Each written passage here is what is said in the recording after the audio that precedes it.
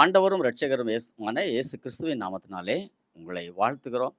எம்பிடி ministry சார்பாக எங்களுடைய வாழ்த்துதல் உங்களுக்கு உண்டாகட்டும். இப்போதும் கூட இந்த செய்தியின் மூலமாக இந்த நாளிலே கர்த்தர் நம்மை ஆசீர்வதிக்கும்படி இயேசுவின் ரத்தத்துக்காக நாம் மன்றாடலாம். நம்முடைய கர்த்தராகிய இயேசு கிறிஸ்துவின் ரத்தம் ஜெயம். நம்முடைய கர்த்தராகிய இயேசு கிறிஸ்துவின் ரத்தம் ஜெயம். நம்முடைய கர்த்தராகிய இயேசு கிறிஸ்துவின் ரத்தம் ஜெயம். நம்முடைய கர்த்தராகிய இயேசு கிறிஸ்துவின் ரத்தம் ஜெயம். நம்முடைய கர்த்தராகிய இயேசு கிறிஸ்துவின் ரத்தம் ஜெயம். நம்முடைய கர்த்தராகிய இயேசு கிறிஸ்துவின் ரத்தம் ஜெயம். நம்முடைய கர்த்தராகிய இயேசு கிறிஸ்துவின் ரத்தம் ஜெயம். வல்லமை உண்டு உண்டு அற்புத வல்லமை இயேசுவின் இரத்தத்தால். வல்லமை உண்டு உண்டு அற்புத வல்லமை இயேசு கிறிஸ்துவின் இரத்தத்தினால். There is power, wonder working power in the blood of the Lord. There is power, wonder working power in the precious blood of the Lord. Hallelujah. இந்த ஆகஸ்ட் மாதம் 2வது புதன்கிழமையுடைய ஆசீர்வாதத்துக்காக, இந்த செய்திக்காக சகோதரி ஆனி டேவிட்பார் வந்து ஜெபிக்கும்படி அன்போடு அழைக்கிறேன். ஜெபிப்போமாக. அன்புள்ள இயேசு சுவாமி, இந்த நல்ல வேலை கொடுத்ததுக்காக நாங்கள் உமக்கு நன்றி செலுத்துகிறோம். இம்மட்டும் கர்த்தருடைய கிருபை எங்களோடு கூட இருந்த தயவுக்காக நாங்கள் உமக்கு நன்றி செலுத்துகிறோம் சுவாமி. கர்த்தர் எங்களுக்கு பாராட்டின எல்லா நன்மைகளுக்காக நாங்கள் உமக்கு நன்றி செலுத்துகிறோம். இம்மட்டும் நீங்கள் கொடுத்து வர நல்ல ஜீவனுக்காக, சுகத்துக்காக, பலத்துக்காக நாங்கள் உமக்கு நன்றி செலுத்துகிறோம். இந்த வேளையிலும் உடைய வார்த்தை நாங்கள் கேட்கும்போது கர்த்தர் எங்களை பரிசுத்தப்படுத்த வேண்டுமாறு கூட கெஞ்சுகிறோம். எங்களில் காணப்படுகிற எங்களுடைய குறைகளை நீக்கி கர்த்தர் எங்கள் மூலமாய் நீங்கள் மகிமைப்பட போகிற தயவுக்காக உமக்கு ஸ்தோத்திரம் அப்பா. இந்த வார்த்தை எங்கெங்கெல்லாம் ஒலிக்கப்படுகிறதோ அங்கெல்லாம் கர்த்தருடைய சமாதானமும் சந்தோஷமும் சுகமும் நிலைவரமாய் காணப்பட வேண்டுமாறு கூட கெஞ்சி நிற்கிறோம். எங்களை முழுவதுமாயும் இந்த கருத்துக்களாக ஒப்புக் கொடுக்கிறோம். காத்துக்கொள்ளும், வழி நடத்தும். இயேசு கிறிஸ்துவின் மூலமாய் கேட்கிறோம் நல்ல பிதாவே, ஆமேன். ஒரு சில அறிவிப்புகளை உங்களுக்கு தெரிவிக்கிறோம். எம்பிடி மினிஸ்ட்ரி சார்பாக 2 யூடியூப் நிகழ்ச்சிகளை நாம் ஒவ்வொரு மாதத்திலையும் வெளியிடுகிறோம். அதில் முதலாவது 1ஆம் தேதி மாலை 7 மணிக்கும், 2வது நிகழ்ச்சி 2வது புதன்கிழமை மாலை 7 மணிக்கும். இதை நீங்கள் பாருங்கள். எம்பிடி மினிஸ்ட்ரிஸ் என்று நீங்கள் டைப் பண்ணி சப்ஸ்கிரைப் பண்ணிக்கொள்ளுங்கள். அநேகருக்கு இந்த நிகழ்ச்சிகளை அறிமுகப்படுத்துங்கள். கர்த்தர் உங்களை ஆசீர்வதிப்பார். அதே போல் பகுதி வாரியாக சில சுவிசேஷ கூட்டங்களை நாம் எம்பிடி மினிஸ்ட்ரி சார்பாக நடத்துகிறோம். அதில் நீங்கள் கலந்து கொள்ள உங்களை வரவேற்கிறோம். முதலாவது ஒவ்வொரு மாதத்திலையும் முதல் புதன்கிழமை சென்னையினுடைய வடக்கு பகுதியில் இருக்கிற திருவற்றியூர் தேரடி பகுதியிலே மார்க்கெட் இருக்கிறது. அது பக்கத்தில் ஒரு ஒய்எம்சிஏ ஹால் இருக்கிறது. ஏகவள்ளி அம்மன் கோயில் தெரு முதல் பில்டிங்கில் அது இருக்கிறது. அதில் நாம் ஒரு கூடுகையை 6லேருந்து 8 மணி வரைக்கும் நடத்துகிறோம். இது முதல் புதன்கிழமை சுவிசேஷம் போதித்து தனிஜபம் செய்து அனுப்புகிறோம். 3வது புதன்கிழமை மாலை 6லேருந்து 8:30 மணி வரைக்கும் சென்னையினுடைய தென்பகுதியில் கிழக்கு தாம்பரம் கேம்ப் ரோடு நுழைவாயில் இருக்கிற மார்ஸ் மெட்ரிகுலேஷன் ஸ்கூலில் ஒரு கூடுகையை நடத்தி சுவிசேஷம் போதித்து தனிஜபம் செய்து அனுப்புகிறோம். 4வது புதன்கிழமை சென்னையினுடைய வடகிழக்கு பகுதியில் இருக்கிற கணேஷ் நகர் முதல் மெயின் ரோடு, அதாவது நீலாங்கரை பகுதியில் இருக்கிறது. அந்த கணேஷ் நகர் முதல் மெயின் ரோடில் SM மஹால் என்று ஒரு ஹால் இருக்கிறது. அதில் ஒரு கூடுகையை மாலை 6லேருந்து 8 மணி வரைக்கும் நடத்தி சுவிசேஷம் போதித்து தனிஜபம் செய்து அனுப்புகிறோம். இந்த நிகழ்ச்சிகளிலே பங்கு கொள்ள உங்களை அன்போடு அழைக்கிறோம். அனைவருக்கு இதுகளை நீங்கள் அறிமுகப்படுத்தும்படியும் உங்களை அன்போடு வேண்டிக் கொள்ளுகிறோம். அது மாத்திரமல்லாது வருகிற செப்டம்பர் மாதம் நமக்கு ஒரு பைபிள் எக்ஸாம் இருக்கிறது. ஒரு வருடந்தோறும் அதை நம்ம செப்டம்பர் 2வது சனிக்கிழமை நடத்துகிறோம். இந்த வருடத்திலேயே வருகிற செப்டம்பர் 2வது சனிக்கிழமையிலே AAAT அஸ்பனாஸ் அனாயிண்டட் ஆன்சரிங் டைம் என்ற பெயரிலே ஒரு வேத நிகழ்ச்சியை, ஒரு வேத எக்ஸாமை நம்ம நடத்துகிறோம். இதில் நீங்கள் கலந்து கொள்ள உங்களை அன்போடு அழைக்கிறோம். விருப்பப்பட்டவர்கள் சிலபஸுக்காக கேட்கலாம். முக்கியமாக இந்த யூடியூப்பில் கொடுக்குற செய்திகள், தாம்பரம் மீட்டிங்கில் கொடுக்குற செய்திகள் இவைகள் தான். பெரும்பாலும் இந்த யூடியூப் நிகழ்ச்சியில் நிகழ்ச்சிகளில் வருகிற கேள்விகள் தான் அதிகமாக இருக்கும். ஆகவே நீங்கள் கலந்து கொள்ளலாம். நீங்கள் பங்கெடுக்க உங்களை அன்போடு அழைக்கிறோம். இந்த நிகழ்ச்சிக்கு நமக்கு ஸ்பான்சர் பண்ணியிருக்கிற அன்பு குடும்பத்தினர் எட்வின் அகஸ்டஸ், பெருங்களத்தூரில் இருக்கிற சவுண்ட் டேவ் ஜெயக்குமாருடைய தாய்மாமா தான் அவர். எட்வின் அகஸ்டஸ் அவர்கள், அவருடைய மகன் சுரேஷ் எட்வின், அவருடைய மனைவி ஜெயராணி சுரேஷ், அவருடைய மகன் கிளமெண்ட் சுரேஷ் மற்றும் ஏஞ்சல் கிளமெண்ட் அவருடைய மனைவி, ஒரு குழந்தை பிரிஸ்டன் கிளமெண்ட். இந்த பிள்ளைகளை கர்த்தர் அளவில்லாமல் ஆசீர்வதிப்பாராக. இப்போதும் கூட ஒரு செய்தியை நாம் கேட்கப் போகிறோம். சகோதரர் டேவிட் ஜெயக்குமார் அதை கொண்டு வந்து உங்களுக்காக ஜெபிப்பார்கள். இணைந்திருங்கள். கர்த்தருடைய ஆசீர்வாதத்தை பெற்றுக்கொள்ளுங்கள். கர்த்தர் உங்களை ஆசீர்வதிப்பாராக. ஆமென். வாசிக்கும்படியான வேத பகுதி யோசுவா 24ஆம் அதிகாரம் வசனங்கள் 3 மற்றும் 4. யோசுவா 24ஆம் அதிகாரம் வசனங்கள் 3 மற்றும் 4. நான் நதிக்கு அப்புறத்தில் இருந்த உங்கள் தகப்பனாகிய ஆபிரகாமை அழைத்து கொண்டு வந்து அவனை கானான் தேசம் எங்கும் சஞ்சரிக்க செய்து அவன் சந்ததியை திரட்சியாக்கி அவனுக்கு ஈசாக்கை கொடுத்தேன். ஈசாக்குக்கு யாக்கோபையும் ஏசாவையும் கட்டளையிட்டு ஏசாவுக்கு சேயீர் மலை தேசத்தை சுதந்தரிக்கும்படி கொடுத்தேன். யாக்கோபும் அவன் பிள்ளைகளுமோ எகிப்துக்கு போனார்கள் என்பதே. ஆமேன். கண்களை மூடி நாம் ஜெபிக்கலாம். எங்களை நேசிக்கிற அன்பின் பரலோக பிதாவே, இந்த ஆகஸ்ட் மாதம் வேற 2வது புதன்கிழமை மீட்டிங்காக நாங்கள் நன்றிகளின் தோத்திரங்களை ஏறெடுக்கிறோம். கர்த்தர் பேசுவீராக.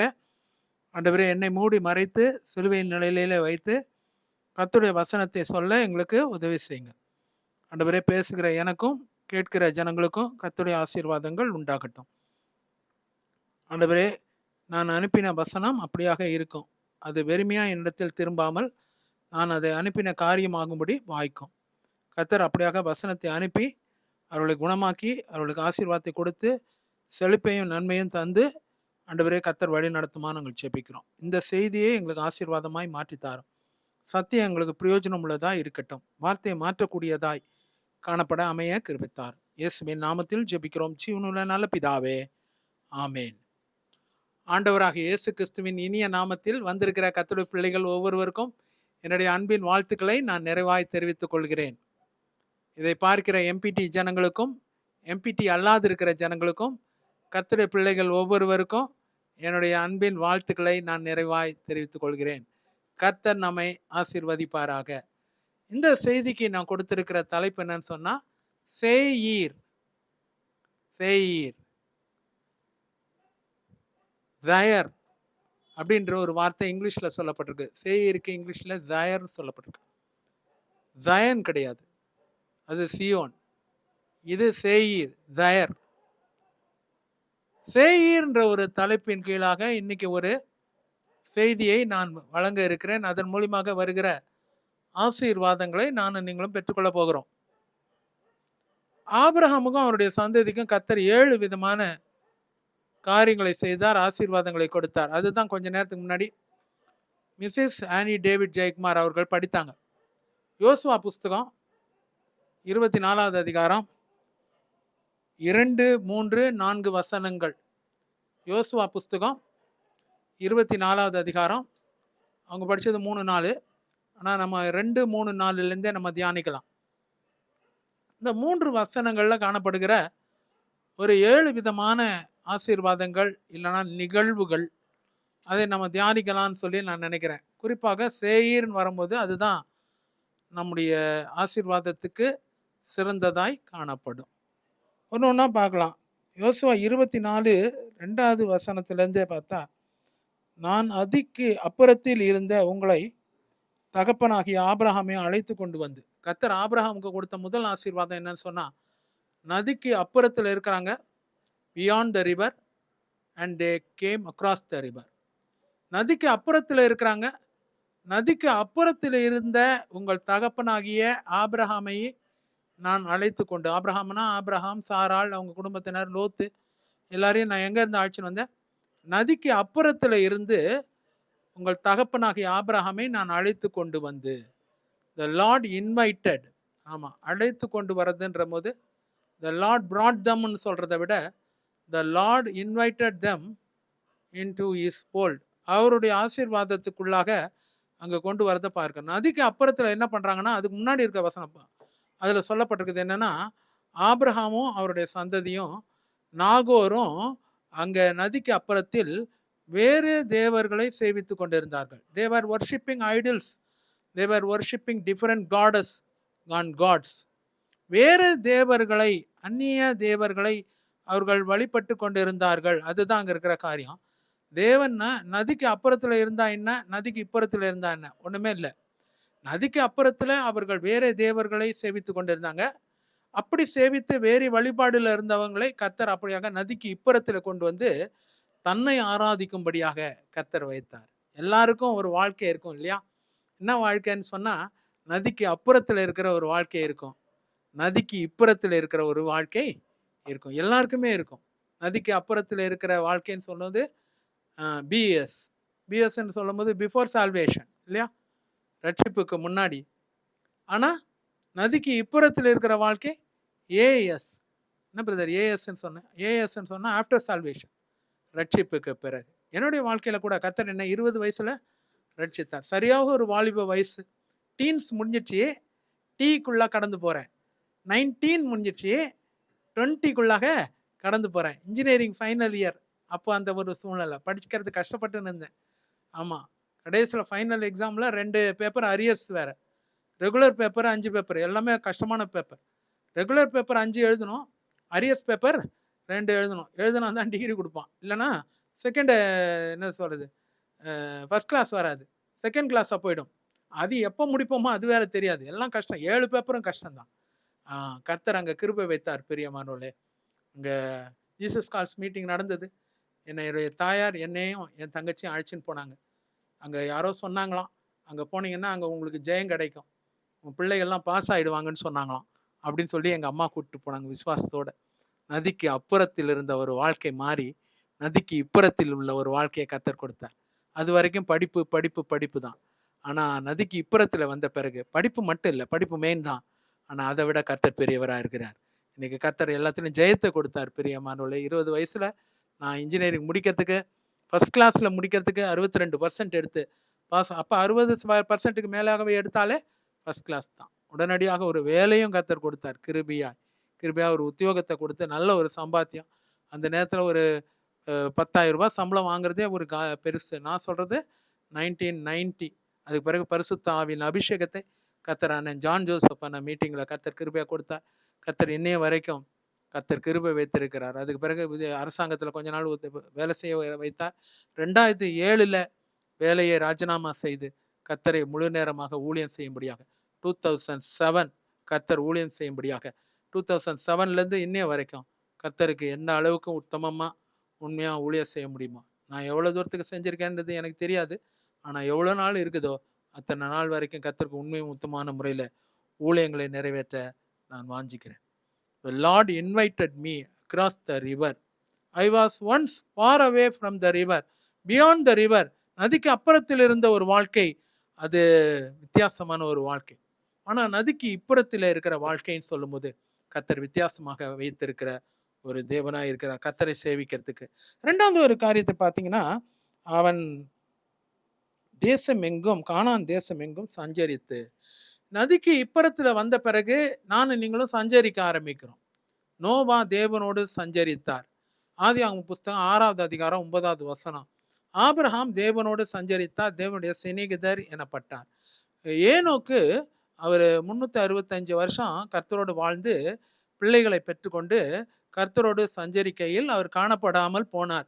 இங்கே பார்த்தீங்கன்னா இந்த வசனங்கள்லாம் பார்த்தீங்கன்னா ஏனோக்கு கர்த்தரோடு சஞ்சரிக்கார், ஆபிரகாம் தேவனுடைய சிநேகிதர் எனப்பட்டார், கர்த்தரோடு சஞ்சரித்தார். இங்கே நோவா கர்த்தரோடு சஞ்சரித்தார். இன்னைக்கு நானும் நீங்களும் கூட அங்கே கானான் தேசத்தில் கர்த்தருக்குள்ளாக சஞ்சரிக்கிறோம். ஒரு காலத்தில் அந்நிய தேவர்களில் இருந்தோம். ஆனால் நதியை தாண்டி இந்த பக்கம் வந்த பிறகு கர்த்தர் நமக்கு செய்த ஒரு ஆசீர்வாதம் என்னன்னா, கர்த்தரோடு சஞ்சரிக்கிறது, கர்த்தருடைய பிள்ளைகளோடு சஞ்சரிக்கிறது, ஊழியர்களோடு சஞ்சரிப்பதற்கு, இல்லைன்னா விசுவாசிகளோடு சபை ஜனங்களோடு நல்ல ஒரு ஐக்கியத்தை கொடுத்து சஞ்சரிக்கிறதுக்கு கர்த்தர் கிருபை வைக்கிறார். சஞ்சரிக்கிற ஒரு அனுபவம். நதிக்கு இப்புறத்தில் வந்த பிறகு திருப்பி நதிக்கு அப்புறத்தில் இருக்கிறதே யோசிச்சுன்னு இருக்கக்கூடாது. அங்கே கொம்மட்டி காய்களையும் வெள்ளரிக்காய்களையும் வெள்ளை பூண்டுகளையும் நானும் நீங்களும் நினைச்சுன்னு இருக்க முடியாது. நதிக்கு இப்புறத்தில் வந்த பிறகு நானும் நீங்களும் செய்ய வேண்டியது என்னன்னு சொன்னால், சஞ்சரிக்க ஆரம்பிக்கணும். கர்த்தரோட சஞ்சரிப்போம். வேதத்தின் அடிப்படையில் நான் சொல்கிறது அதுதான். வேதம் இல்லாதபடிக்க சஞ்சரிக்க முடியாது. நிறைய பேர் வேதமே இல்லாதபடிக்க, வேதம் எங்கேயோ கிடக்கும், டஸ்ட்டு பிடிச்சி எங்கேயோ போய் தொடச்சி எடுத்துகிட்டு வருவாங்க. அப்படி இல்லை பிரியமானவர்களே. வேதத்தை வைத்து வேத வசனத்தின் மூலியமாக கர்த்தரை நெருங்குவோம். அவர் பரிசுத்த ஆவியானவர் மூலியமாக நம்மோடு இடைப்படுவார். எப்போதுமே அப்படிதான். வேத வசனத்தின் மூலியமாக நம்ம கர்த்தரிடத்தில் நெருங்கணும். பரிசுத்த ஆவியானவர் நம்முடைய வாழ்க்கையில் இடைப்படுவார். அதனால பரிசுத்த ஆவியானவர் வேணாம் பிரதர், வெறும் வேத வசனம் மட்டும் போதும் அப்படி சொல்ல முடியாது. சிலர் அப்படி சொல்றவங்கலாம் இருக்கிறாங்க. வெறும் வேத வசனம் தான் பிரதர், நான் பேசுவேன், அவர் பேசுவார். கரெக்ட், அது சொல்றது 100க்கு 100 கரெக்ட் தான். ஆனா ஆவியானவர், ஆவியின் அபிஷேகம் எதுக்கு கொடுக்கப்பட்டிருக்கு? எவருமே வேத வசனம் போதுமே. ஒரு பக்கம் வசனத்தின் மூலியமாக நம்ம கர்த்தரை நெருங்கணும், அவர் அபிஷேகத்தின் மூலியமாக பரிசுத்த ஆவியானவர் நம்மோட ஐக்கியம் வைத்துக் கொள்வார். ரெண்டும் அவசியம் பிரியமானவர்களே. சரீரம் பரிசுத்த ஆவியின் ஆலயமா இருக்குது, ரொம்ப முக்கியமானது. மூன்றாவது ஒரு அனுபவத்துக்குள்ளாக கடந்து போகலாம். முதல் காரியம், கர்த்தர் நதிக்கு அப்புறத்துல கர்த்தர் கொண்டு வந்தாரு. ரெண்டாவது, சஞ்சரிக்கும்படியாக வைத்தாரு. மூன்றாவது ஒரு ஆசீர்வாதம் என்னன்னு சொன்னா, அவன் சந்ததியை திரட்சியாக்கி, இன்க்ரீஸ்ட். முதல்ல இன்வைட்டட்னு சொன்னேன். ரெண்டாவது, the Lord increased ஆபிரகாம். கர்த்தர் ஆபிரகாமா முதல்ல கூட்டிட்டு வந்தாரு. ரெண்டாவது, அங்க சஞ்சரிக்க செய்தாரு. எங்கன்னா கானானியர் இடத்துல, கானான் தேசத்துல சஞ்சரிக்க வைத்தார். மூன்றாவது காரியம், அங்க கர்த்தர் ஆபிரகாமை அதிகமாக்கினார், இல்லைன்னா திரட்சியாக்கி. திரட்சினும் போது த லார்ட் இன்க்ரீஸ்ட். மோசே அங்க ஜனங்களை பார்த்து சொல்றாரு, அங்க நீங்கள் இப்பொழுது இருக்கிறதை பார்க்கிலும் 1000 மடங்கு அதிகமாக்கும்படி உங்கள் பிதாக்களின் தேவனாகிய கர்த்தர் உங்களுக்கு சொன்னபடியே உங்களை ஆசீர்வதிப்பாராக. இப்பொழுது நீங்க எப்படி இருக்கீங்க? வானத்தின் நட்சத்திரங்களை போல திரளா இருக்கிறீங்க. Moses was able to feel the blessing of the increase of the Lord. கர்த்தருடைய அந்த திரட்சியை மோசேனால பார்க்க முடிகிறது. இன்னைக்கு நீங்களும் நானும் திரட்சியா இருக்கிறோம், நல்லா புரிஞ்சுங்க. திரட்சி இல்லாம போது கர்த்தர் இடத்துல வரும்போது ஒண்ணுமே இல்லாம வந்தது. இப்போ கர்த்தர் உங்களுக்கு எனக்கு ஒரு வீட்டை கொடுத்துருக்காரு, ஒண்ணுமே இல்லாம இருந்தது. கர்த்தர் உங்களுக்கு எனக்கு ஒரு ஊழியத்தை கொடுத்துருக்காரு, ஒண்ணுமே இல்லை இருந்தது. கர்த்தர் இப்பொழுது உங்களுக்கு எனக்கு அபிஷேகத்தை கொடுத்துருக்காரு. ஜப வாழ்க்கையில ரொம்ப மங்கி எரிஞ்சுன்னு இருந்தோம், இப்போ அப்படியாக நல்ல ஒரு திரளான ஒரு அபிஷேகத்தை கர்த்தர் கொடுத்து ஜெபிக்கிறதுக்கு வைத்திருக்காரு. முதல்ல ஆத்துமாக்கள் ரொம்ப கம்மியா இருந்தது, இப்போ ஆத்துமாக்கள் திரளா இருக்குது. முதல்ல வரும்போது சம்பாத்தியம் எவ்வளவுதான் உழைச்சாலும் பொத்தல் பை தான். ஆனா இப்ப பாத்தீங்கன்னா கர்த்தர் திரளாய் வைத்திருக்காரு. திரட்சி இல்ல, வாழ்க்கையில திரட்சி. வாழ்க்கையில திரட்சியை பார்க்கணும், தேவனுக்கு நன்றி செலுத்தணும்னு விரும்புறாரு. அதெல்லாம் நான் கடினமா உழைச்சது பிரதர், ராத்திரி பகலா வேலை செஞ்சேன், அது அப்படி வந்தது இல்லைங்க. கர்த்தர் உங்களை திரட்சியாக மாற்றிருக்கிறார். த லார்ட் இன்க்ரீஸ்ட் யூ. இல்லைன்னு சொன்னா தேவனை பொய்யராக்குறோம், நானும் நீங்களும் பொய் சொல்றோம். ஆமா, இன்னைக்கு ரொம்ப ஜாக்கிரதையா இருக்கணும். நாலாவது ஒரு காரியத்துக்குள்ளாக கடந்தனா, கர்த்தர் அவனுக்கு ஈசாக்கை கொடுத்தாரு, சந்ததியை திரட்சி ஆக்கினாரு. பாத்தீங்கன்னா ஆபிரகாமுக்கு இருந்தது ஒரு சந்ததின்னு ஒண்ணு இருந்தது. அடுத்தது ஈசாக்கை கொடுத்தார். ஈசாக்கு தான் அங்க சீடு, ப்ராமிஸ்டு சீடு. சொல்லப்போனா வாக்குத்தத்தம் பண்ணப்பட்ட ஒரு சந்ததி, வாக்குத்தத்தம் பண்ணப்பட்ட ஒரு வித்து, வாக்குத்தத்தம் பண்ணப்பட்ட ஒரு விதை, அதுதான் ஈசாக்கு. கர்த்தர் ஈசாக்கை கொடுத்தாரு. It was a long wait. ஆனா அதுக்கு முன்னாடி சந்ததியை திரட்சி ஆக்கினார். எப்படிங்க அது? இது ஒண்ணு சொல்றீங்க, ஈசாக்க கொடுத்தாருன்னு சொல்றீங்க, இன்னொன்னு சந்ததியை திரட்சி ஆக்கி. கர்த்தர் அங்க ஆபிரகாமுக்கு நிறைய மனைவிகள் மனையாட்டிகள் இருந்தாங்க. கேதுராள்னு சொல்லி ஒரு பெண் இருந்தது. ஆமா, அவங்களுக்கு சந்ததி இருந்தது, அவங்களுக்கு பிள்ளைகள் இருந்தது. ஆமா, கர்த்தர் அங்க சந்ததியை அங்க திரட்சி ஆக்கினார். அது மாத்திரம் அல்ல, ஆகார்னு ஒரு அடிமை பெண், சாராள் சொன்னதுனால அங்க ஆகாரோட இணைந்தாரு. அது மூலியமாக இஸ்மவேல். கர்த்தர் அந்த இஸ்மவேலின் சந்ததி, அது சந்ததியா இருக்குது, அது வித்து கிடையாது, ஆனா சந்ததி. ஆமா, அதுதான். வித்துக்கும் சந்ததிக்கும் வித்தியாசம் உண்டு. சந்ததினும் போது இட் இஸ் எ ஜென்ரேஷன், வித்துன்னு சொல்லும் போது இட் இஸ் எ சீடு. அதுதான் இதுக்கும் அதுக்கும் வித்து. ரொம்ப நாள் காத்திருந்து 75 வருஷத்துல வாக்குத்தத்தம், 100 வயசுல வாக்குத்தத்தம் நிறைவேறுது. அதுதான் ஈசாக்காக கர்த்தர் அங்க கொடுத்தார். ஆமா, இன்னைக்கு கர்த்தர் உங்களுக்கு ஈசாக்க கொடுப்பார் பிரியமானவர்களே. எதற்காக? நீங்க ஒருவேளை பிள்ளை மட்டும் இல்லை, ஈசாக்கு எந்த ரூபத்திலையும் இருக்கலாம். ஒருவேளை ஒரு வியாபாரமாக இருக்கலாம், ஒருவேளை நீ விரும்பி கேட்கிற ஒரு வேலையாக இருக்கலாம், ஒருவேளை உனக்கு ஒரு திருமண வாழ்க்கையா இருக்கலாம், ஒருவேளை நீ விரும்பி செய்கிற ஒரு ஊழியமாக இருக்கலாம், ஒருவேளை நீ விரும்பிக்கிட்டு இருக்கிற பரிசுத்த ஆவியின் அபிஷேகமாக இருக்கலாம். அந்நிய பாஷை அடையாளங்களோடு கர்த்தர் எனக்கு ஒரு ஆசீர்வாதத்தை கொடுக்கணும்னு சொல்லி நீ ஒருவேளை யோசித்துன்னு இருக்கலாம். அது எப்படி இருந்தாலும் சரி, கர்த்தர் உனக்கு ஈசாக்கை கொடுப்பார். 25 வருஷம் long wait of Abraham has come to an conclusion. அதுக்கு ஒரு முடிவுக்கு வந்தது பிரியமானவர்களே. கர்த்தர் ஈசாக்கை அங்கே கொடுத்தார். அதான் ரொம்ப முக்கியம். ஈசாக்க கர்த்தர் கொடுத்தார். ஆபிரகாம் இருந்தாரு, அழைச்சி கொண்டு வந்தாரு, சஞ்சரிக்க செய்தாரு, திரட்சி ஆக்கினாரு. இப்பொழுது ஈசாக்க கொடுத்தார். கேத்துராள் ஆசீர்விக்கப்பட்டாங்க, அங்க பாத்தீங்கன்னா அங்க ஆகார் ஆசீர்விக்கப்பட்டாங்க, அங்க இஸ்மவேல் ஆசீர்விக்கப்பட்டாங்க, சந்ததியில ஒரு திரட்சி வந்தது. ஆனா அது மட்டும் இல்ல. கர்த்தர் எங்க ஆபிரகாம் எதற்காக காத்துன்னு இருந்தாரோ, எதற்காக கர்த்தர் காத்திருக்கும்படியாக வைத்தாரோ, அதை கொடுத்தார் பிரியமானவர்களே. நெடுநாளாய் காத்திருத்தல் இருதயத்தை இளைக்க பண்ணும். ஆனால் விரும்பினது வரும்பொழுதோ ஜீவ விருட்சம் போல இருக்கும். கர்த்தர் இன்னைக்கு அதுதான் ரொம்ப நாள் காத்துன்னு இருக்கிறீங்க சில ஆசீர்வாதங்களுக்காக. ஆமா, கர்த்தர் இன்னைக்கு உங்களுக்கு அது ஜீவ விருட்சம் போல இருக்கும். Your long wait will come to an conclusion இல்லைன்னா ஃபார் an end. அதுக்கு கர்த்தர் ஒரு முடிவை கர்த்தர் கொண்டு வராரு. நீ ரொம்ப நாள் காத்துன்னு இருந்தல்ல, கர்த்தர் இன்னைக்கு ஈசாக்குக்கு கர்த்தர் ஒரு ஆசீர்வாதத்தை கொடுத்து அந்த நீண்ட நாள் காத்திருத்தலுக்கு கர்த்தர் ஒரு முடிவை கொண்டு வருகிற ஒரு தேவனா இருக்கிறார். 4வது காரியம். 5வது காரியம், ஈசாக்கையும் கர்த்தர் ஆசீர்வதித்தார், யாக்கோபையும் ஏசாவையும் கட்டளையிட்டார். அதுதான் காரியம். த லார்ட் கமாண்டட் ஐசக் எ blessing. அங்க பாத்தீங்கன்னா ஈசாக்குக்கு கர்த்தர் யாக்கோபையும் ஏசாவையும் கர்த்தர் கட்டளையிட்டார். பாத்தீங்கன்னா ஆபிரகாமோட நின்னுல ஈசாக்கை கொடுக்கறது மாத்திரம் இல்ல, ஈசாக்குக்கு கர்த்தர் ஆசீர்வாதங்களை கட்டளையிடுகிறார். The Lord commanded the blessings for Isaac. ஈசாக்குக்கு கர்த்தர் அங்க யாக்கோபையும் கொடுக்கிறாரு, ஏசாவையும் கொடுக்கிறார். 2 பேரும் வேற வேற காரியம். யாக்கோபு எப்படி இருந்தாரு? 2 பேரும் ஒரே மாதிரியா இருந்தாங்க. யாக்கோபு அங்க சிவப்பான பயிற்றங்கூளை காய்ச்சுகிறவராக காணப்பட்டார். அப்படியாக அவர் கூடாரவாசியாக இருந்தார். தாய்க்கு நல்ல ரெபேக்காளுக்கு ஒரு செல்ல பிள்ளையாக காணப்பட்டார்.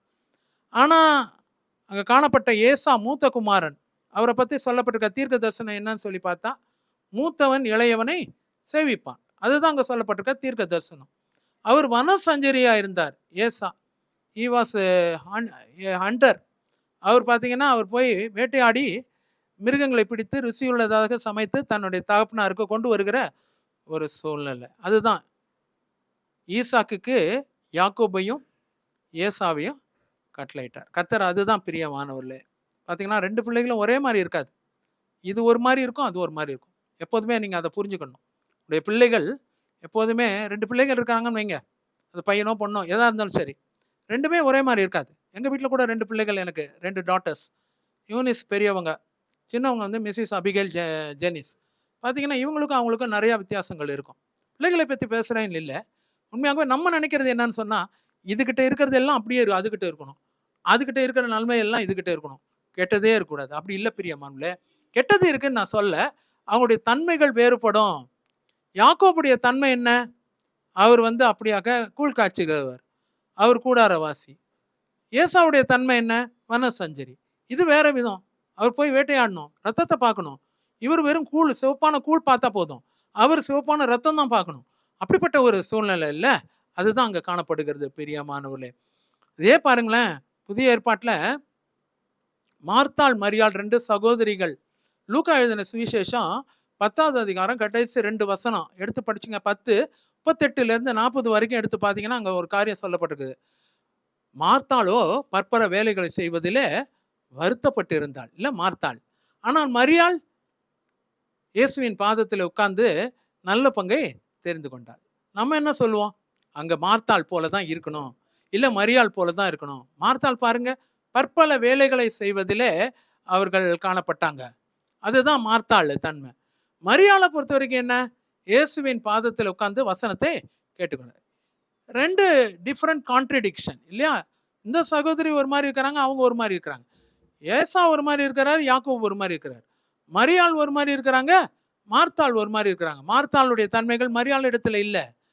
மரியாள் உட்கார்ந்துருக்கிறது போல மார்த்தாளை உட்கார வைக்க முடியுமா? ஏமா இங்கே என்ன அங்கே இங்கேயும் சுற்றின்னு இருக்கீங்க, வாங்க இங்கே உட்காருங்க, கர்த்தருடைய பாதத்தில் உட்காரவே முடியாது. சிலருக்கு அப்படிதான்.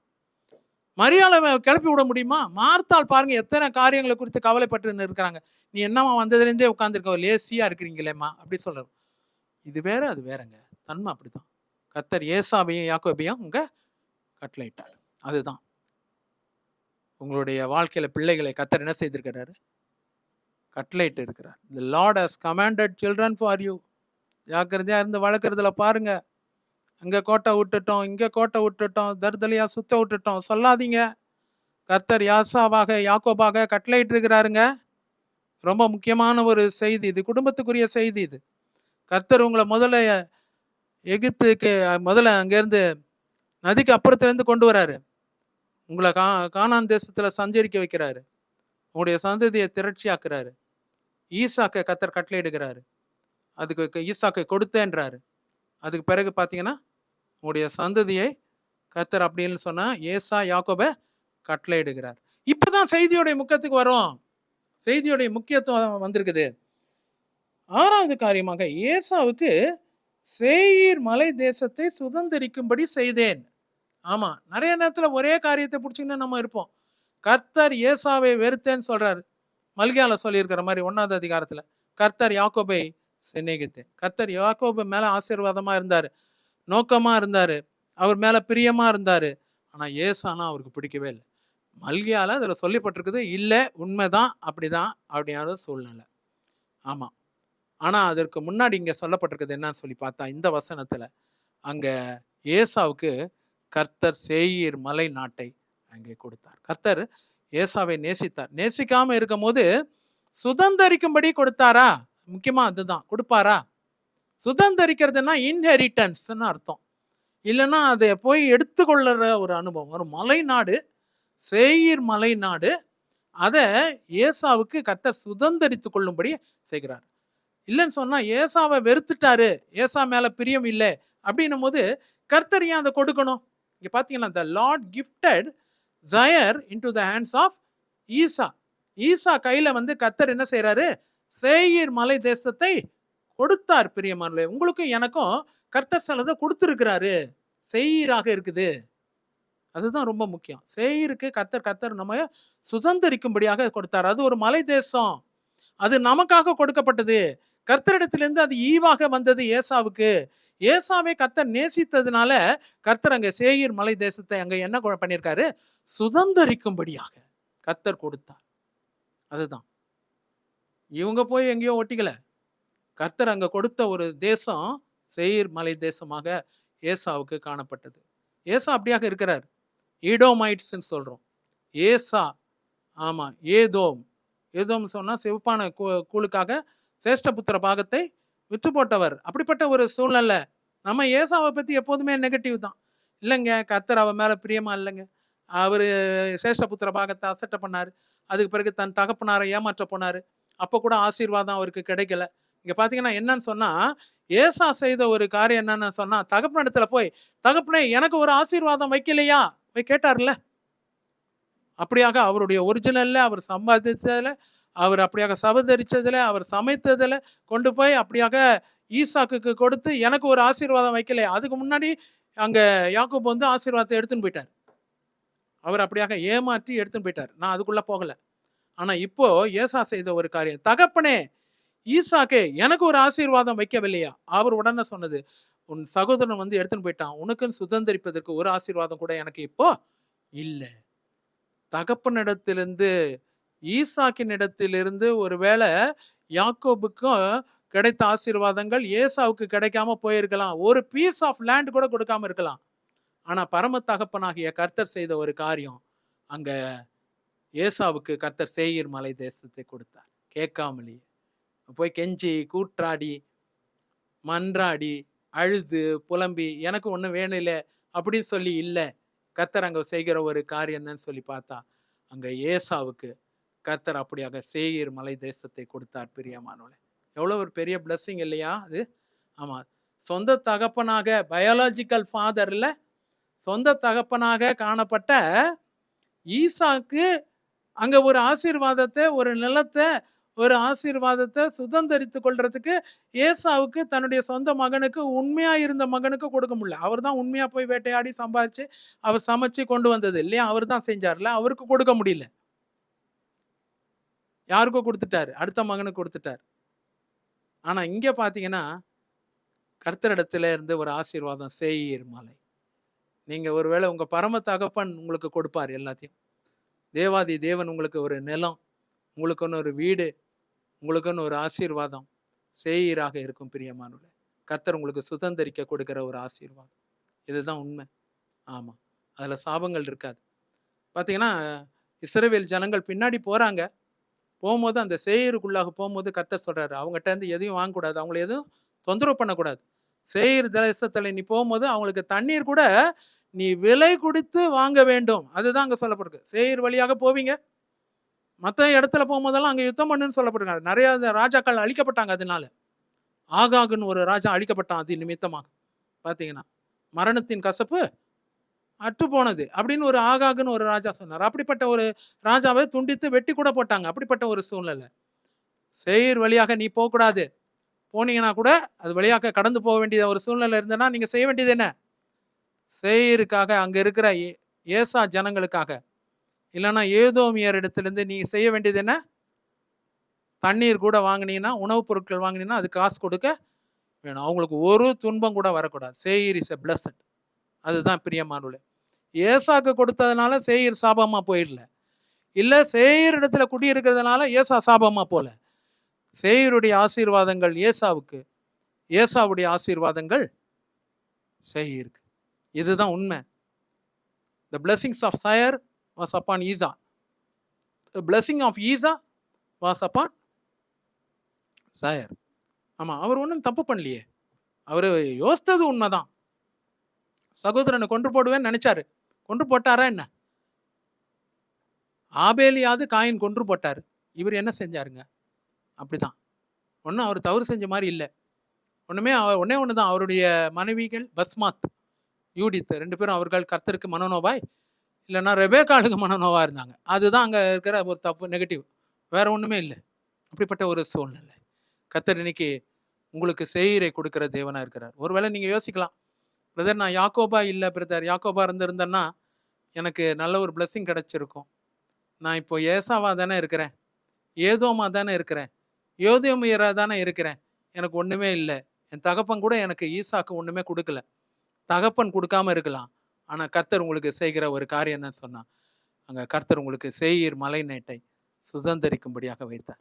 சேயீர் இஸ் பிளஸ்ஸட். கடைசியாக ஒரே ஒரு காரியத்தை சொல்லி நான் முடிக்க விரும்புகிறேன். யாக்கோபையும் அவன் பிள்ளைகளையும் எகிப்துக்கு போனார்கள். Jacob and his descendants went to Egypt. பாருங்களேன், அவர்கள் போனார்கள். எகிப்து திறந்திருந்தது. முதல்ல யோசேப்பு அங்கே ஜீவன ரட்சணை செய்யறதுக்காக யோசேப்பு போனார். ஃபர்ஸ்ட் எகிப்தை காப்பாத்தினாரு, பார்வோனை காப்பாத்தினாரு, தான் குடும்பத்தை காப்பாற்றினாரு, தன்னுடைய மனைவி பிள்ளைகளை கர்த்தர் அங்கே யோசேப்பு காப்பாற்றினார். அதுக்கு பிறகு தன் சகோதரர்களை வரவழைத்தார். வெறும் சகோதரர்கள் மாத்திரம் அல்ல, 11 பேர் மாத்திரம் அல்ல, அதோடு சேர்ந்து அங்கே யாக்கோபும் போனார். அதுதான் அங்கே சொல்லப்பட்டிருக்கு. யாக்கோபு அவன் சந்ததி எகிப்துக்கு போனாங்க. எகிப்தில் தான் பார்த்தீங்கன்னா, எகிப்துன்னு சொன்னாலே அடிமைத்தனம் இல்லை, அடிமைத்தனத்தின் வீடாக எகிப்து, அடிமைத்தனத்தின் வீடாக எகிப்து. It is a house of slavery. அது அடிமைத்தனத்தின் வீடாக காணப்பட்டது. அந்த அடிமைத்தனத்திலேருந்து தான் கர்த்தர் முதல்ல யோசேப்பு போகும்போது நல்லா இருந்தது, யாக்கோபு போகும்போது நல்ல வரவேற்பு இருந்தது. உனக்கு வயது என்ன அப்படிலாம் அங்கே இருந்த பார்வோன் கேட்டார்ல, உனக்கு வயது என்ன, உனக்கு என்ன வயசு இப்போ எல்லாம் கேட்டார். நல்லா இருந்தது கேட்கும் போது. அப்படிப்பட்ட ஒரு சூழ்நிலை இருந்தது. ஆனால் என்ன நடந்தது அதுக்கு பிறகு? அங்கே யோசேப்பை அறியாத ஒரு ராஜன் தோன்றினார். ஆமாம், a king who does not new about Joseph. அங்கே ஒருத்தர் அப்படியாக எழும்பினார். எழும்பும் போது அங்கே இவர்கள் நம்மை விட பலத்திருக்கிறார்கள் சொல்லி அழிக்க ஆரம்பித்தார்கள். கர்த்தர் அங்கே மோசையும் ஆரோனையும் அனுப்பி அங்கே வாதைகளை வரவழைத்து அங்கே எகிப்தின் கையிலிருந்து, அங்கே பார்வோனுடைய பிடியிலிருந்து அங்கே கர்த்தர் வெளியே கொண்டு வர வேண்டிய அவசியம். எகிப்துன்னு சொல்லும் போது அடிமைத்தனத்தின் வீடு, எகிப்துன்னு சொல்லும் போது வாதைகளின் வீடு, எகிப்துன்னு சொல்லும் போது கர்த்தர் அங்கே யுத்தம் பண்ணி தான். அங்கே பார்த்தீங்கன்னா 10 வாதைகள், அதுக்கு பிறகு செங்கடல், தலைப்பிள்ளை, சங்காரம், இதெல்லாம் நடந்தது எங்கன்னு சொன்னா எகிப்து. எகிப்துக்கு யார் போனா? யாக்கோபு. இன்னைக்கு எல்லாருமே யாக்கோபா தான் இருக்க விரும்புகிறாங்கல்ல. என்ன பேருங்க பிரதர் வைக்கிறீங்க? அவனுக்கு யாக்கோபு ஜேக்கப்னு வைக்கிறேன். என்ன இடம் வைக்கிறீங்க பிரதர், நீங்கள் வாங்கியிருக்கீங்க நிலத்துக்கு, அது பேர் என்ன? பெனியேலுன்னு வைக்கிறேன் பிரதர். பெனியேல் வைக்கலாமா? சிலர் கேட்பாங்க. பெத்தேலுன்னு வைக்கலாம் பிரதர். ஆமாம், சிலர் கேட்பாங்க. சுக்கோத்துன்னு வைக்கலாமா பிரதர்? அது யாக்கோபுடைய வீடு இருந்த இடம். சுக்கோத்துன்னு வைக்கலாமா? ஜலர் சதுர்த்தா அப்படின்னு சொல்லி வைக்கலாமா? ஏன்னா அங்கே உடன்படிக்கை பண்ணி கொண்டாங்க. அதனால லாபானும் யாக்கோபும் ஜகர் சதுர்த்தா அப்படின்னு வைக்கலாமா? எல்லாம் யாக்கோபு சம்மந்தப்பட்டது தான். யாக்கோபுன்னு பேர் வைக்கணும், பெத்தேலு பெனியாலு இப்படி தான் இருக்கணும், எல்லாம் விரும்புகிறாங்க. யாராவது ஒருத்தராது நான் ஏசான்னு என் பையனுக்கு பேர் வைக்கிறேன் பிரதர், நான் இருக்கிற வீட்டுக்கு சேயீர்னு வைத்திருக்கிறேன் பிரதர், இட் இஸ் கால்ட் ஜயர். ஆமாம், சேயீரில் வாதைகள் கிடையாதுங்க. சேயீர்ல அடிமைத்தனத்தின் வீடு கிடையாது. சேயீர்ல கர்த்தர் தலைச்சில்ல பிள்ளை சங்காரம் பண்ணல. சேயீரை கர்த்தர் என்ன பண்ணியிருக்காரு? அங்க சுதந்தரிக்கும்படியாக உடன்படிக்கையாக அங்க ஏசாவுக்கு கர்த்தர் கொடுத்தார். வாதைகள் எல்லாம் எங்க? எகிப்துல தான். வாதைகள்லாம் எங்க? பார்வோன் இருக்கிற இடத்துல தான். இன்னைக்கு நம்ம அதில் தான் போய் இருக்கணும்னு பார்க்குறோம். எகிப்துக்கு தான் நம்ம போகிறதுக்கு. அங்கே பார்த்தீங்கன்னா போனார்கள். போகிறதுக்கும் சுதந்தரிக்கிறதுக்கும் வித்தியாசம் இருக்குல்ல. கர்த்தர் சுதந்தரிக்கும்படியாக சேயீரை கொடுத்தாரு. யாக்கோபும் அவன் குமாரரும் எகிப்துக்கு போனார்கள். ஆமாம், இவங்க செலக்ட் பண்ணிக்கிட்டாங்க. இவர் தான் அங்கே ஓடினாரு. நானும் நீங்களும் ஓட வேண்டாம் பிரியமானவர்களே. சில நேரத்தில் நீங்கள் யாக்கோபாக இருக்க மாட்டீங்க. கர்த்தர் உங்களை ஏசாவாக வைத்திருப்பார். உங்களுக்கு ஒருவேளை சில ஆசீர்வாதங்கள் இல்லாமல் கூட இருக்கலாம். செகண்ட் டிகிரி பிளெஸிங் கூட இருக்கலாம் உங்களுடைய வாழ்க்கையில். சேயீராக இருக்கலாம். கவலைப்பட வேண்டிய அவசியமே இல்லை. அந்த அளவுக்குலாம் நாங்கள் இல்லை பிரதர். நாங்கள் யாக்கோபாக இல்லை. என் வாழ்க்கை எகிப்தாக இல்லை. எகிப்தின் ஆசீர்வாதங்களை நாங்கள் பார்க்கல. ஆமாம், உண்மை பார்க்கல தான். ஆனால் ஏசாவாக இருக்கிற அவனும் ஒரு குமாரனாக இருக்கிறார்.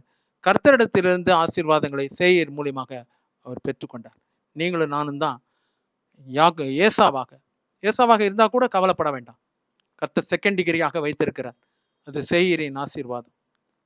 எகிப்து நம்முது அடிமைத்தனம், சேயீர் நம்முது சுதந்திரிக்கிற தன்மை.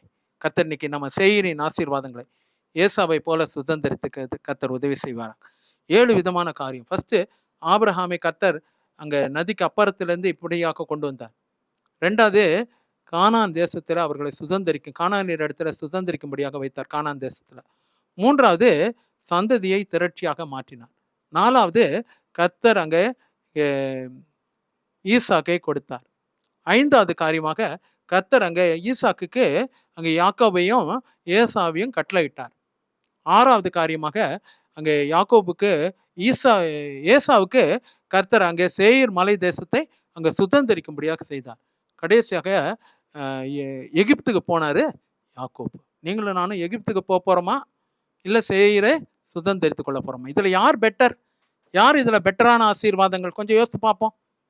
அடிமைத்தனத்தில் போய் கஷ்டப்பட்டு இருக்கிற யாக்கோபா, இல்லை சேயீரை சுதந்திரித்து கொண்டு சந்தோஷமாய் வாழ்கிற ஏசாவா? ஏசாவுடைய பிள்ளைகளுக்கெல்லாம் சொல்லப்பட்டிருக்குது பிரபுக்கள்னு சொல்லப்பட்டிருக்கு. ஏசாவின் பிரபுக்கள், திம்னா பிரபு, அப்படி இப்படின்னு சொல்லப்பட்டிருக்குது. ஏசாவின் சந்ததி.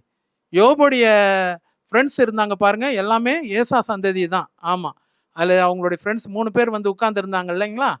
அதெல்லாம் பார்த்தீங்கன்னா ஏசா சந்ததி தான். அப்படிப்பட்ட ஒரு சந்ததி தான் யோபுடைய சிநேகிதர்களாக காணப்பட்டார்கள். அதுதான் முக்கியம். எடுத்து பார்த்தீங்கன்னா தெரியும், அவங்களுடைய பெயர்கள்லாம் அங்கே அப்படியாக ஏசாவின் சந்ததியராக காணப்படுது.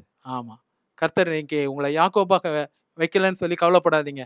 ஐயோ, நான் யாக்கோபா இருந்திருந்தேன்னா எகிப்துக்கு போயிருப்பேன். அங்கே வெள்ளரி காய்கள், கொம்மட்டி காய்கள், வெள்ளை பூண்டுகள், அதுதான் நமக்கு தெரியும் பிரியமானவர்களே. ஆனால் அதுக்கு பின்னாடி கர்த்தர் நிறைய வேலை செய்ய வேண்டியது இருக்குது. எகிப்தின் அடிமைத்தனத்திலேருந்து வெளியே கொண்டு வர வேண்டியது அவசியமாக இருக்குது. ஆனால் அங்கே ஏசாவுக்கு அப்படி கிடையாது. கர்த்தர் அங்கே சேயீரை கொடுத்தார், சுதந்திரிக்கும்படியாக நல்ல ஒரு வாழ்க்கையை கர்த்தர் கொடுத்தார். கொஞ்சமாக இருந்தாலும் நிறைவாக இருக்கட்டும். கண்களை மூடி நாம் ஜெபிக்கலாம். நல்ல தேவனே, இந்த நேரத்தில் கர்த்தர் எங்களை யாக்கோபாக ஆசீர்வதிக்கல. Why did not the Lord bless me like Jacob? என்னை எகிப்துக்கு கொண்டு போய் அப்படியாக நல்லா வச்சிருந்திருக்கலாமே.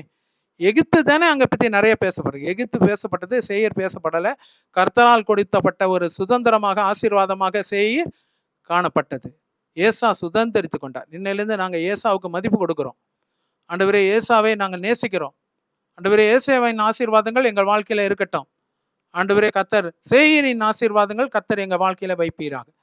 ஆண்டவரே, கர்த்தர் இன்னைக்கு எகிப்தின் அடிமைத்தனமும், எகிப்தில் காணப்பட்ட ஆண்டவரே எல்லா விதமான வாதிகளும் எங்களையும் எங்கள் குடும்பத்தையும் தொடாதபடிக்கு, கூக்குரல் உண்டாகாதபடிக்கு கர்த்தர் காணப்பட உதவி செய்வீராக. சகல துதிக்கான மகிமை உமக்கே. ஆண்டவரே, கர்த்தர் இன்னைக்கு பெர்னாட் ஷா, ஒரு பேரை பாருக்கிறேன். உங்களை பெர்னாடுன்னு சொல்கிறாங்க, ஆனால் உங்கள் ஃபுல் நேம் பெர்னாட் ஷா. ஒரு 30 வருஷமாக தேவனுக்காக சின்ன சின்ன ஊழியங்களை தேவனுக்காக எடுத்து செஞ்சு நிற்கிறீங்க. சபையில் செய்கிறீங்க. நீங்கள் ஒரு சபையில் செக்ரட்டரியாக இருக்கிறீங்க. கர்த்தர் இன்னைக்கு அப்படியாக உங்களை ஆசீர்வதிக்கிறார். உங்கள் குடும்பத்தை ஆசீர்வதிக்கிறார். குடும்பத்தில் இருக்கிற தடைகள் நீங்கும். பிள்ளைகளின் திருமணம், 2 பிள்ளைகள் இருக்காங்க, திருமணம் நடக்கும். முதல் திருமணம் இந்த வருஷத்தில் கர்த்தர் இன்னைக்கு வைக்கிறதுக்காக ஸ்தோத்திரம்ப்பா. ஆண்டவரே, கர்த்தர் இன்னைக்கு முக்கியமாக ராபர்ட் என்று ஒரு பேரை பாருங்க. ராபர்ட் கர்த்தர் இன்னைக்கு அப்படியாக வைக்கிறதுக்காக ஸ்தோத்திரம். ஆண்டவரே ராபர்ட் பிரைஸ்லெஸ் ராஜ், ஆண்டவரே உங்கள் பேர் அதுதான், ஆனால் உங்களை எல்லாம் ராபர்ட் தான் சொல்கிறாங்க. ரெண்டாவது பேர் இருக்கிறதே நிறைய பேருக்கு தெரியாது, ஆனால் நீங்கள் தான் கேட்குறீங்க. கர்த்தர் எனக்கு ஒரு அடையாளம் கொடுக்கட்டும், என் பேர் வந்து பிரைஸ்லெஸ் ராஜ்னு சொல்லப்பட்டிருக்குது. அப்படி பிரைஸ்லெஸ் ராஜ்னு சொன்னால் நான் தான் அந்த ராபர்ட்னு சொல்லி நிறையா ஸ்தோத்திர பலிகள் படிக்கிறீங்க. கர்த்தர் அதுக்கு வேண்டிய பலனையும் ஆசீர்வாதத்தையும் தரத்துக்காக ஸ்தோத்திரம். ஆண்டவரே முகுந்தன், கர்த்தர் உங்களை ஆசீர்வதிக்கிறார். கர்த்தர் இன்னைக்கு நதிக்கு அப்புறத்தில் இருந்த உங்களை நதிக்கு இப்புறத்தில் கொண்டு வரதுக்காக ஸ்தோத்திரம். பிஃபோர் சால்வேஷன், ஆஃப்டர் சால்வேஷன் கர்த்தர் இன்னைக்கு வைக்கிறதுக்காக ஸ்தோத்திரம். பெரிய காரியங்களை செய்வீராக. ஒரு மனுஷன் சொல்றாரு, இது வரைக்கும் ஏசாவை பற்றி நான் ரொம்ப மோசமாக இருந்தது, கண்ணாமண்ணான்னு திட்டி இருக்கிறேன். கர்த்தர் வெறுக்கிற ஒரு மனுஷனாக அவர் காணப்பட்டார். ஆனால் இன்னைக்கு பார்த்தா அப்படி இல்லையே, இந்த மனுஷன் வந்து எல்லாத்தையுமே மாற்றி போட்டுறாரு. அப்படியாக சொத்த கத்திரிக்காயும் நல்ல கத்திரிக்கான்னு சொல்லி விற்கிற மாதிரி இருக்குது. ஆமாம், சொத்த கத்திரிக்காவை நல்ல கத்திரிக்கான்னு விற்கிறது இல்லை, இது உண்மையாகவே சத்தியத்தை சத்தியமாக எடுத்து சொல்கிற ஒரு காரியம் இது. ஆமாம், நீ விசுவாசித்தால் தேவ மகிமை.